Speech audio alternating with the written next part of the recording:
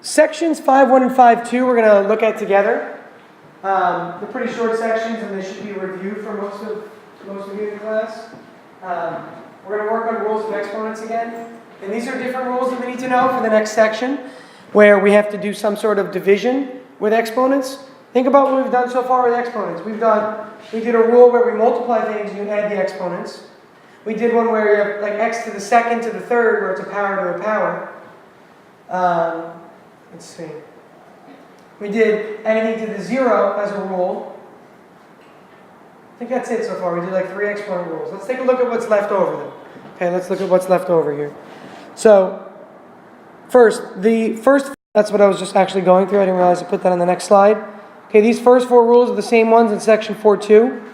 So just to reiterate, let's go through them quickly. We've seen this already in 4.2. The first one, if you're multiplying things and have the same base but different exponents, you can just simply add the exponents.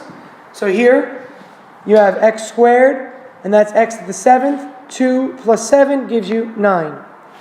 Y to the 3rd, y to the 5th, 3 plus 5 gives you 8. This is y right here. You can see how it works. Okay, but in the end, you're just adding the exponents. Number 2, anything to the 0 power is 1. We made this simple conjecture to show. We looked at the number 2. We said 2 to the 2nd is 4. 2 to the 1st is 2. So what's 2 to the 0? Well, these are halving, so it's got to be 1. Anything to the 0 is 1. The next rule we looked at was this, where you have a power to a power. When you have a power to a power, you multiply those powers. This is why. X to the 3rd to the 4th is really x to the 3rd, x to the 3rd, x to the 3rd, x to the 3rd. 3, 3, 3, and 3 gives you 12. So really just do 3 times 4 to give you 12. If you ever forget the rules, just write it out. It bothers me when I see mistakes in these rules. If you forget, if you're uncertain, write it out like this. It's so easy to write something out and see what it is. Okay? You can always prove this to yourself. The power of a product, you really distribute that power to both of the factors in that product. Okay? So if you want to see it, look at numbers for this one. 4 times 2 to the 3rd. 4 times 2, well that's just 8. And 8 to the 3rd is 512. Or distribute the 3 to both the 4 and the 2.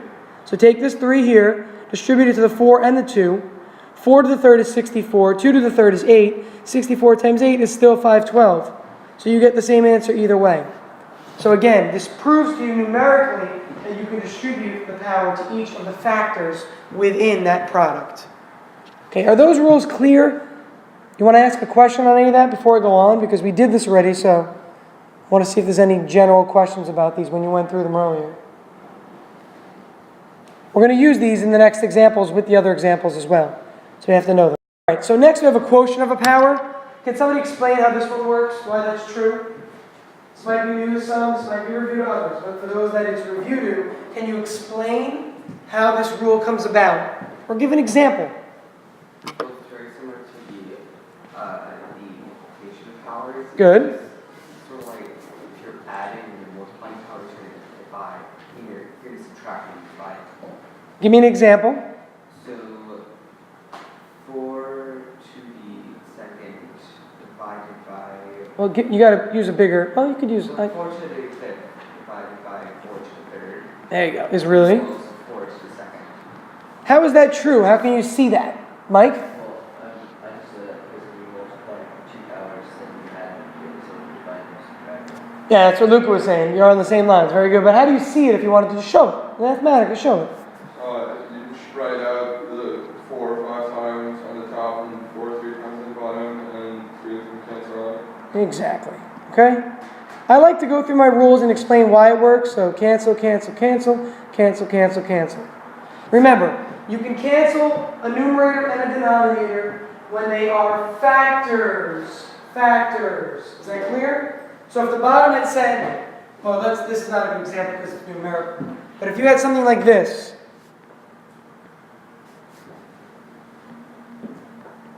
can you cancel those?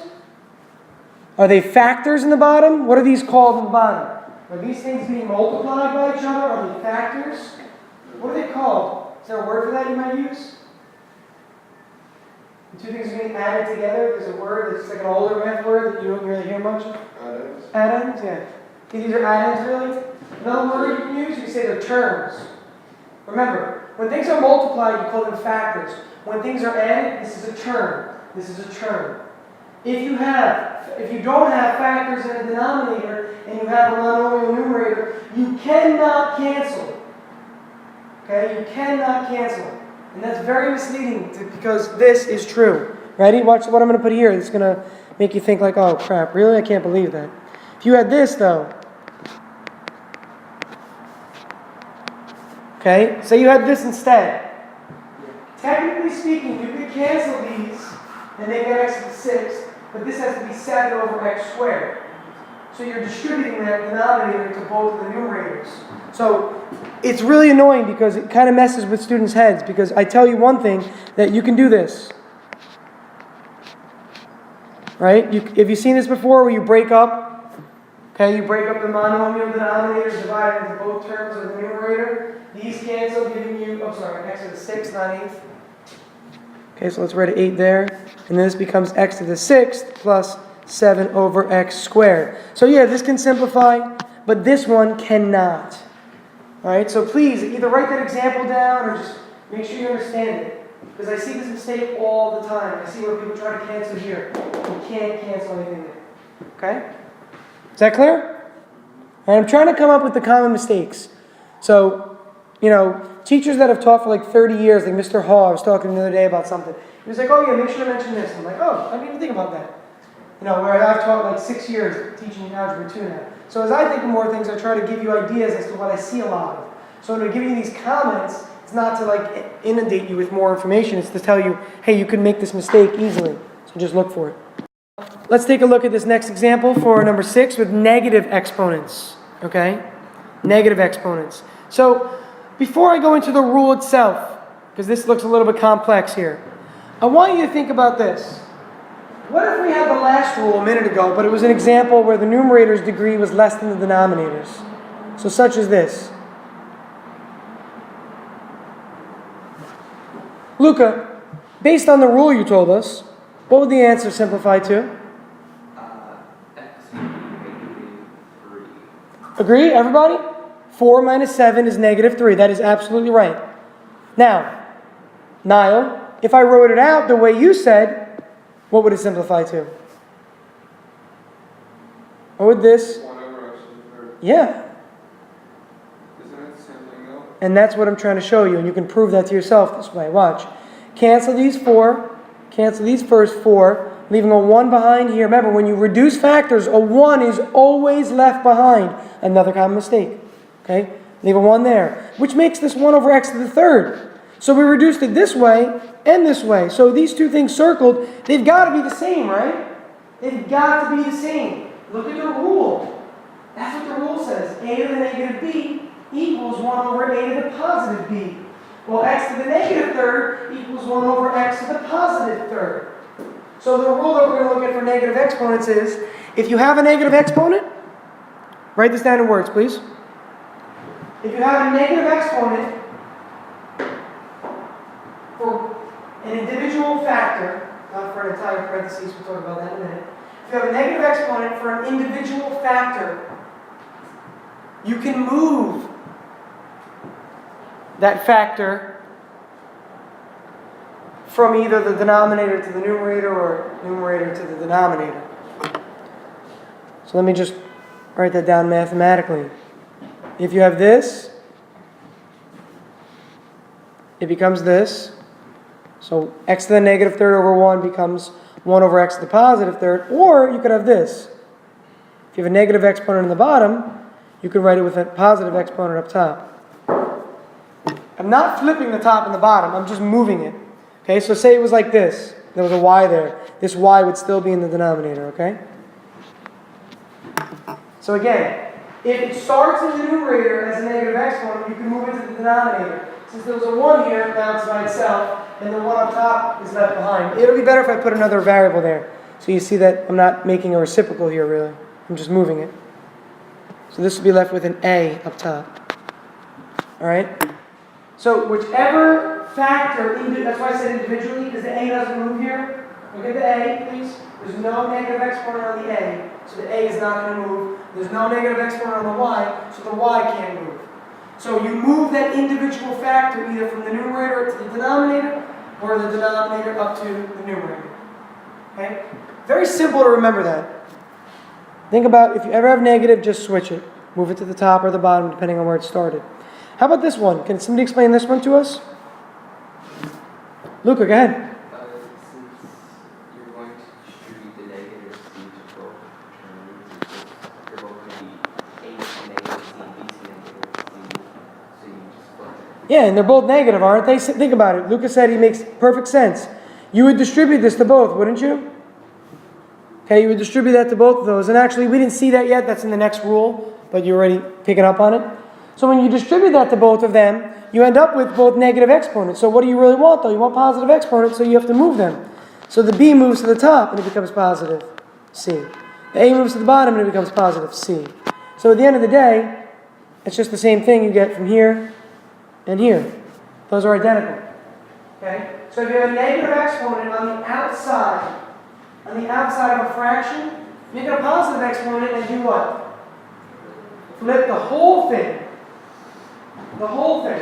Again, if the negative exponent is on the outside of a parentheses set, and you have some sort of a fraction in there, you can make the exponent positive and use the reciprocal of the entire fraction. Because technically that negative c on the outside would get distributed to every term on the inside.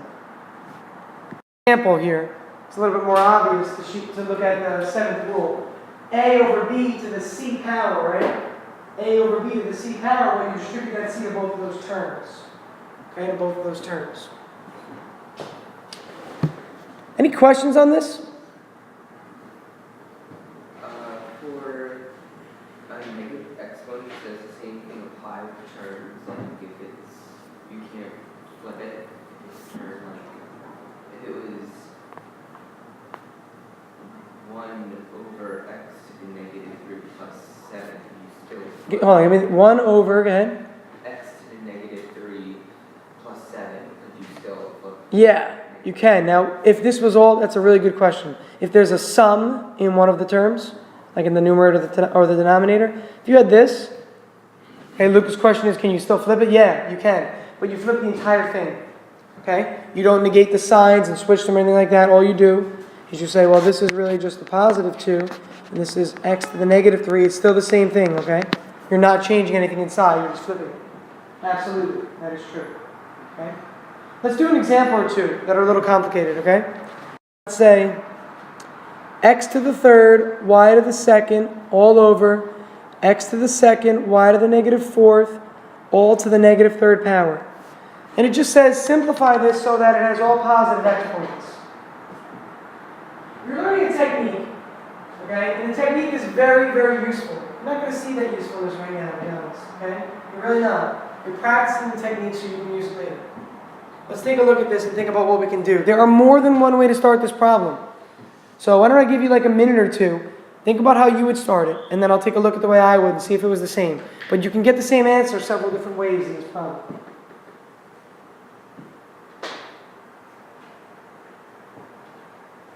Decide what you want to do. Do you want to take into account the negative and do some flipping? Do you want to distribute the negative 3 to everything and then flip? Whatever you want to do. You want to cancel inside first? Do you want to reduce the insides first? Do you want to move this up first? There's so many things to do. You pick. Okay, but you get the same answer as long as you perform all your steps correctly. Simplify as far as possible. Absolutely. Yep.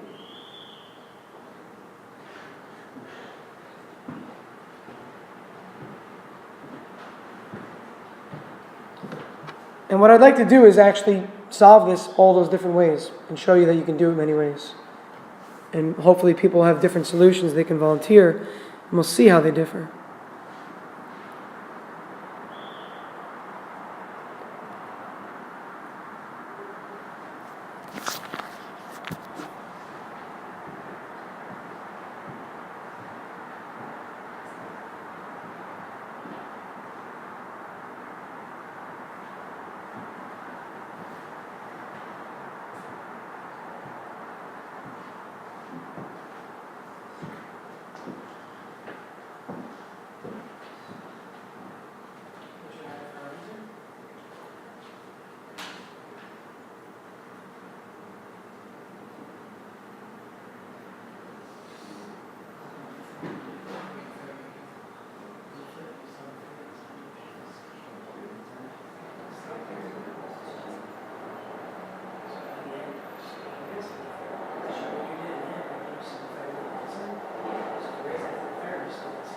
So just catch the third and hold it. You should be here.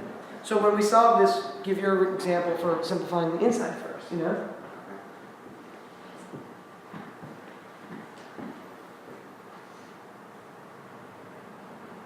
It's different when you I'm not sure what the answer is like that. When you do it in high school. It should be some answer, so we'll see if there's a mistake in there. You guys have reciprocals of each other, so see what the difference is.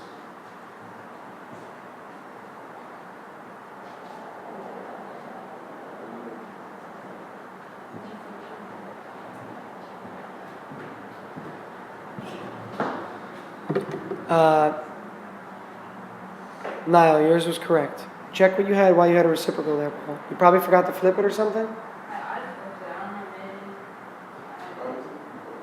Where did you flip it? Luca, check yours also. I think you made a small mistake. I think one of those terms is in the wrong spot.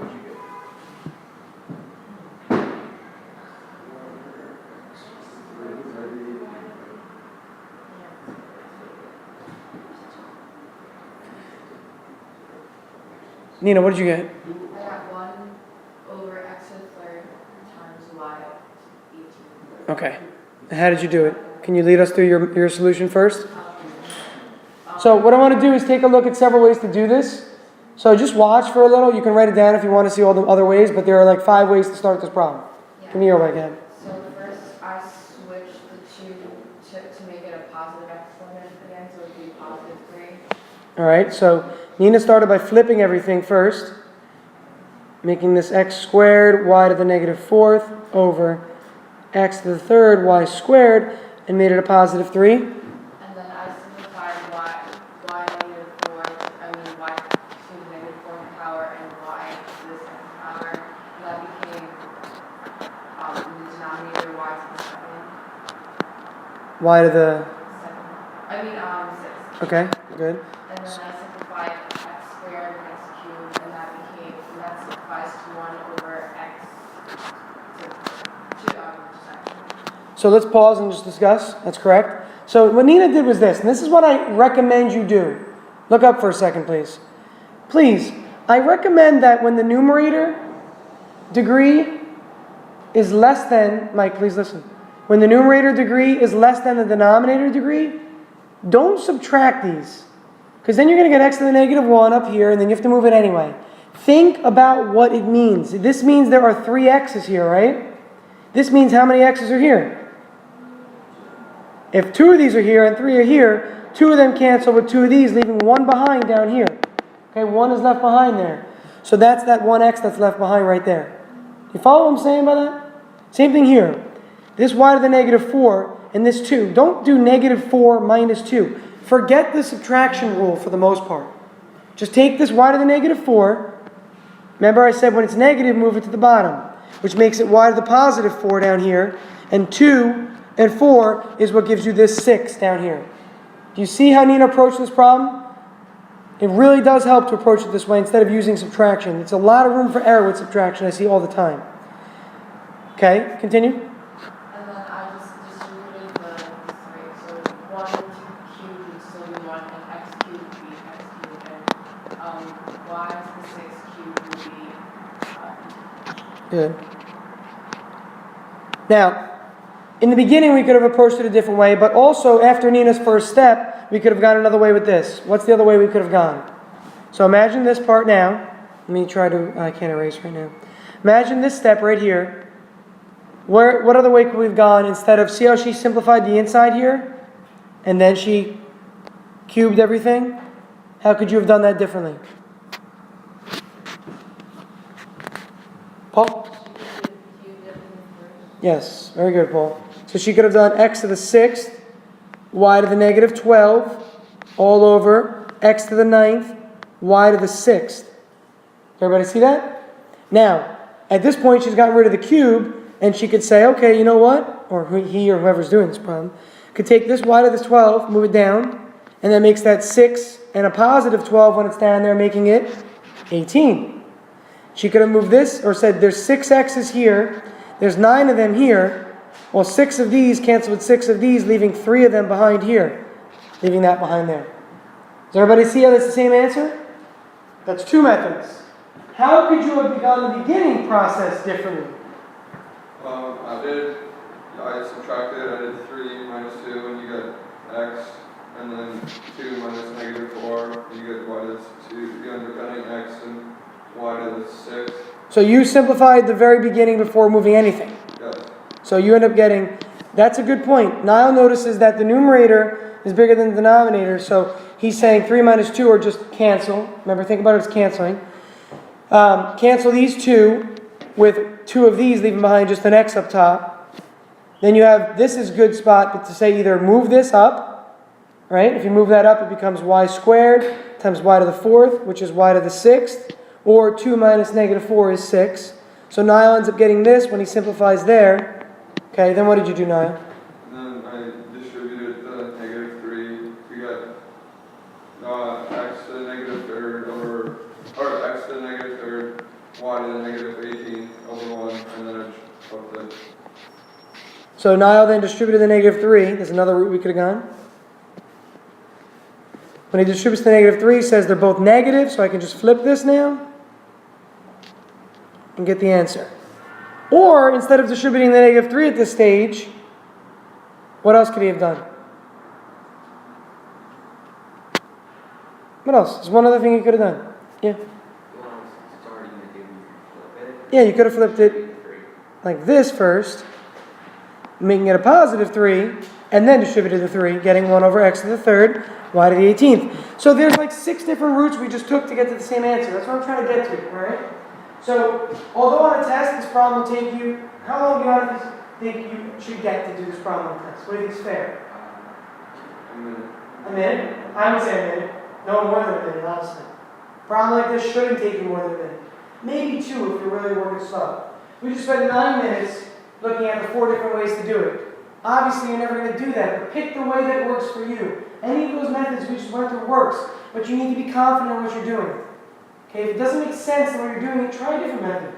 Try saying, all right, let me just cancel stuff instead of remembering subtracting the exponents. Or let me just think about writing this out, what it actually looks like. Okay?